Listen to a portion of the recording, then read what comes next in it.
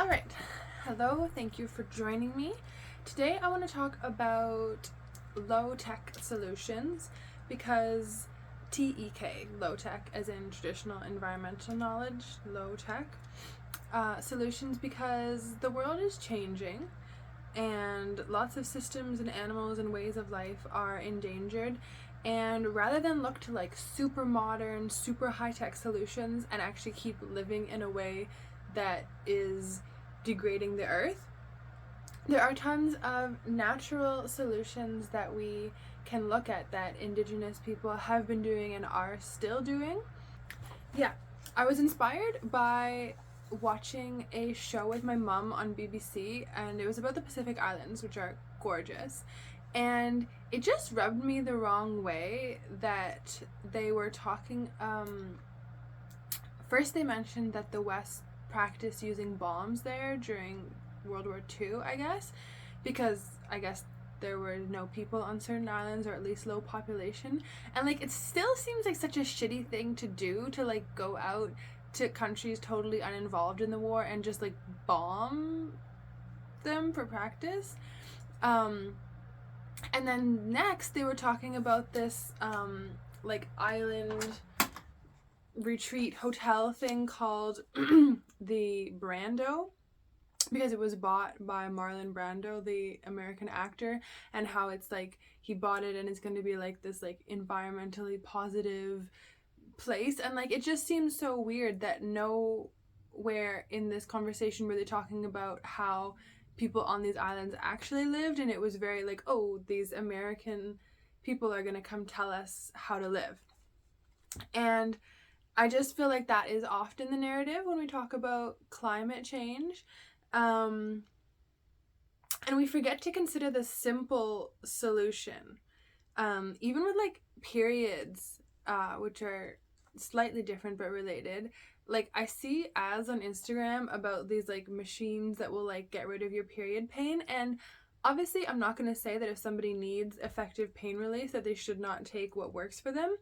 But it's just like, we live in a society where women are not allowed to rest. We don't talk about steaming, womb massage, herbal support, like following the cycle and eating to support the different parts of a woman's cycle. Like, there's all this stuff that we could do that we actively don't to support women on their periods, but we want to sell high-tech solutions to get rid of the pain and not change the way we live, as in the way that we live could be creating the problem.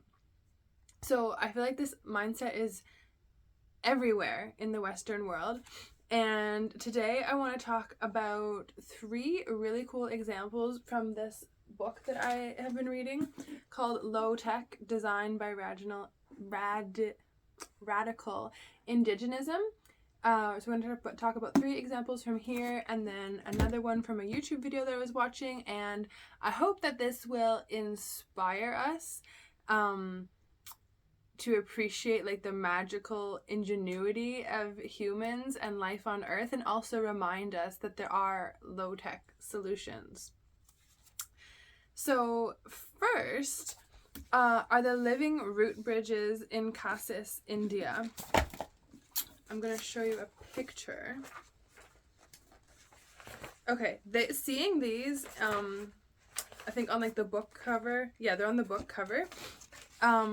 Seeing these specifically is what prompted me to get this book, because I just think this is so cool. So they build bridges. I hope you can see.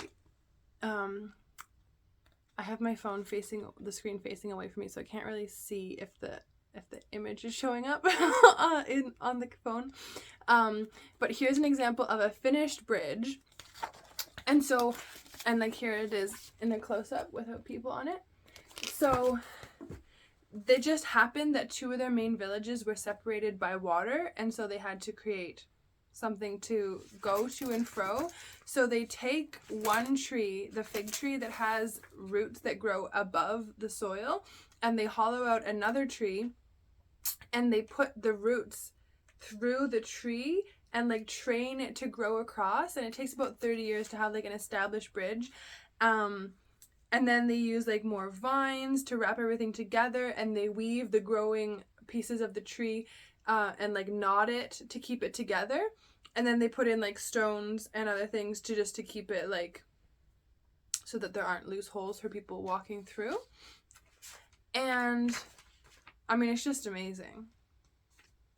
But the really interesting thing is that, see, every knot tied in the roots of this tree gets stronger with time. Unlike if you used like dead wood, like timber, to try and make a bridge, it would actually be getting weaker over time, whereas this tree bridge is actually getting stronger over time because the tree is growing and making these knots more and more sturdy. So it actually works better than any like man-made material.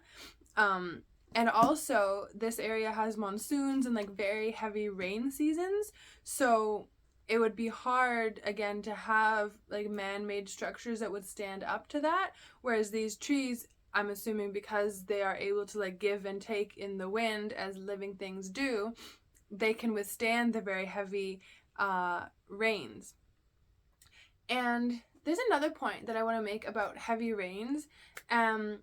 I think that too often we call nature like violent, you know, like there are violent storms. And, you know, I understand the point, but also like nature is nature.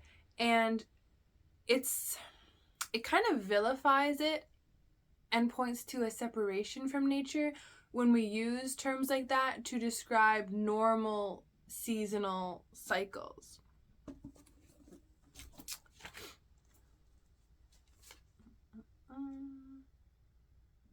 Okay, next I want to talk about the floating islands in the southern wetlands of Iraq. These, again, blew my mind. So they use kasab grass, and they're like well, they are floating. Like all their houses are built on living grass, and they like pack it down and then add mud and then more like woven things of grass and then mud, and they make like layers, and the houses they make are absolutely beautiful. They look so airy and gorgeous. There's like a close-up of the window view.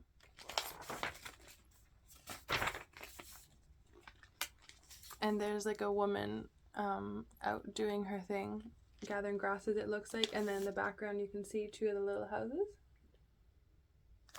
So they make the houses in different sizes according to different uses and such.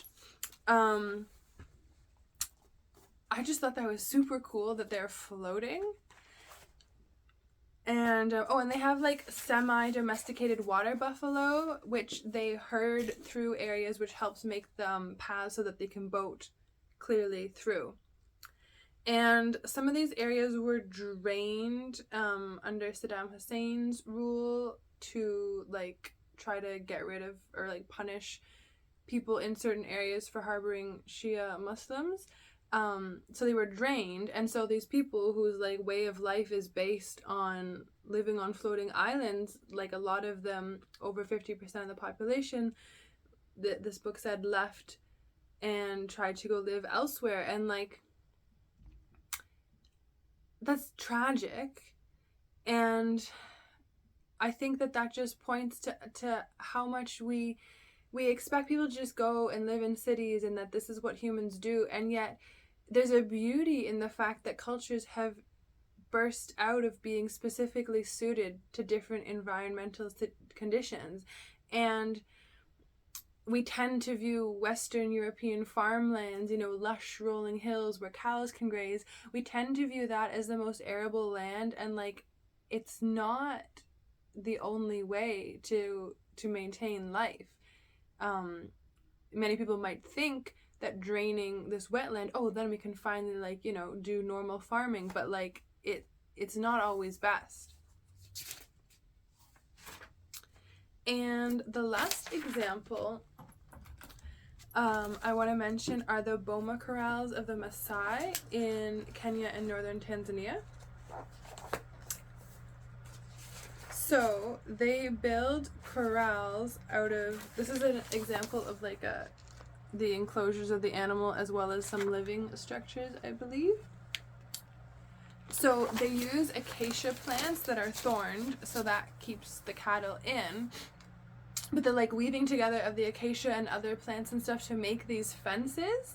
And then they're semi-nomadic, so they like might be there for a while and then they go elsewhere. It actually causes afforestation, which is a word I learned from this book, that's like creating forest where there wasn't any before in the desert. And so indigenous practices of living on the land had been blamed for the degradation of the land, but they're actually doing the opposite. These like ecological corridors provide shade, they provide food for animals and people, and animals and people migrate through these.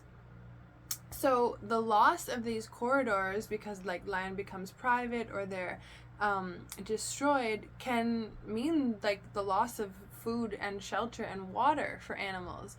And I touched on this in my last video, but like the privatization of land and the distinction between like this is a conservation area and this is urban area can actually be very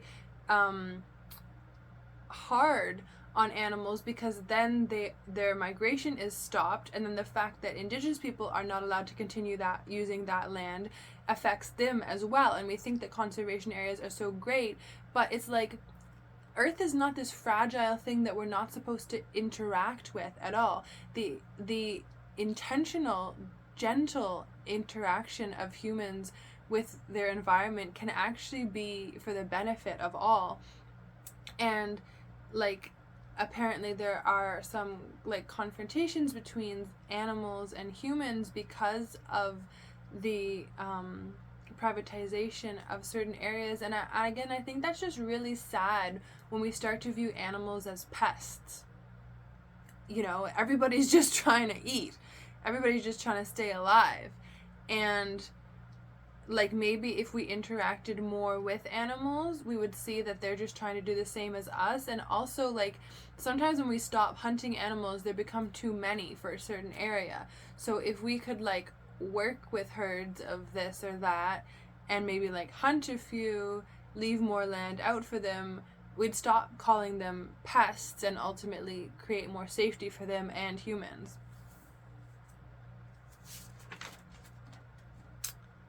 And then another point I want to mention is from a YouTube video by Home Team History, and he points out that architecture has often been identified as some like a permanent monument which can be identified in time and space, or time and place. And that's a very European Western view of architecture, because architecture does not have to last forever. Many of the humans on Earth have been nomadic, and much of he talks about African architecture below the Sahara. Like much of the architecture is incredibly ingenious and well suited to the environment in the way that Western architecture is not. For example, like low to the ground mud huts with no windows in very hot areas helps to preserve the cold that is there during the night, help keep that in during the day. And or vice versa, like on coastal areas there are homes built with lots of open air areas so that the breeze can come through for maximum comfort. And these are things which were considered, you know, unsophisticated to initial Europeans, and then they became emulated. And like in the Western world, without air conditioning, without heat, a lot of us would be very like we'd be at risk of dying, because our homes are not built to, they're not built in tune with the environment. And so why do we revere buildings that are built like just for aesthetic or sheer grandeur, but which actually are totally out of tune with their environment, and thus having a negative draw on the environment because of how much energy is required to maintain them, versus like we could learn a lot from indigenous architecture that works with the environment in a minimally invasive way. And the creator of this video also touches on how like the emulation often occurs after the putting down of. And I think it's really important when we talk about all these solutions, low-tech solutions, that we center indigenous people and the cultures and the minds and the ways of life that have come up with these solutions, rather than take them out of that context. And yeah, ultimately I feel like the changing climate on Earth and living in tune with the environment is a justice issue, because the majority of the people who are feeling the effects of climate change, whether it's like climate change or just like, you know, normal changes in the environment, the majority of those people who feel the effects are not the ones who are causing it the most. Like people who live near garbage dumps,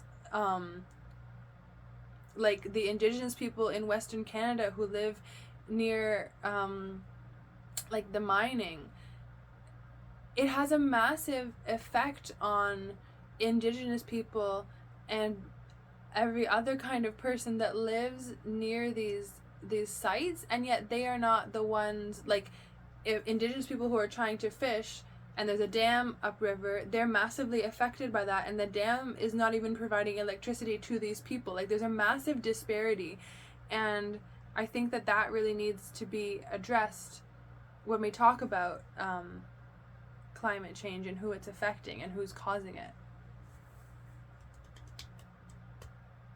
Because ultimately, like a band-aid, a high-tech band-aid solution is not gonna work. We can't just keep living the way that we live and just come up with more and more ways to patch it over. We could do a lot to learn from these kind of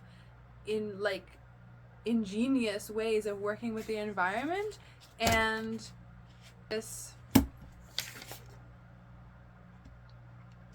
so yeah, I hope that this was interesting, that you learned a little bit about cool ways that humans can work with their environments, and it reminded you that this is possible, and we don't need to look to like futuristic modern solutions. In fact, we can go back to solutions that already exist. I hope you are well, and I will catch you later. Bye.